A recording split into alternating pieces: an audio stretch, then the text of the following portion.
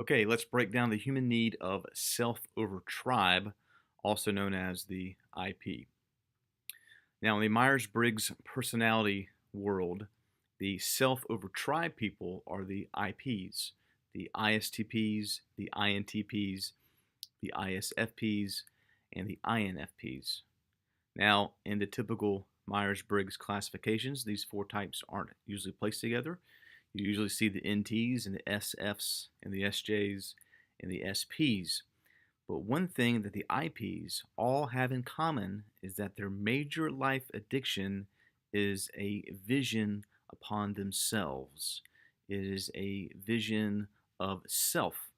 And in extreme cases, IPs can even be prone to narcissism. So IPs all have the primary saving function of either introverted thinking or introverted feeling. Now, what this means is that they are addicted to making decisions based on what seems best to them, either what seems logically best to them or what they feel is best for them. So whether they're using logic or they're using feelings, it's all about what works for them.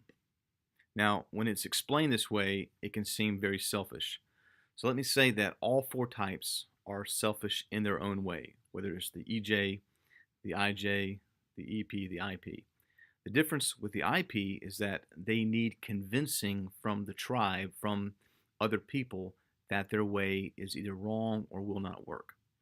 So very rarely will they naturally go to the tribe and get feedback as to whether something is good to do or whether it will work. They know they're right, or they know what they believe in, so why would they need to ask advice for that? So the IP assures survival socially by striving to become the best version of themselves. Now, the subconscious tells themselves that if they work hard to be the best person they can be and do the right things for themselves, then the outside world will accept them for who they are.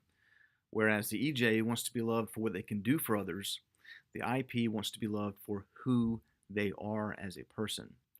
As logic dominant people, the ISTP and the INTP will prefer to first ask themselves whether they think an idea will work before ever getting the input from the tribe on whether the tribe thinks that will work.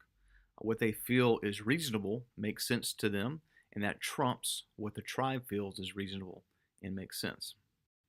Now, as value-dominant people, the ISFP and the INFP will prefer to first ask themselves what they want, what is valuable to them, before asking for the tribe's input on whether that is valuable. What they value trumps what the tribe values. Now, I'll be honest with you on this. As an EJ, I struggle to understand the struggle of the IP since our battles are reversed. And in truth, the EJ needs an IP to tell them when to stop asking for feedback and just get out there and lead. And the IP needs an EJ to know what to tell them. Hey, why don't you check with some key leaders who have the pulse of the people before pulling the trigger on this idea? So if both types know their savior functions, they know their demon functions, they can help each other. I have an IP on staff at my church, and we have learned to work well with each other on this issue. He might have an idea that we can push as a church, and he'll kind of go ahead and push that, even though I might be a little wary, but he'll push it and he'll do work. And then I can tell him when I think a little too far is too far and he needs to back off the gas. So there's the struggle of the IP, the opposite struggle of the EJ.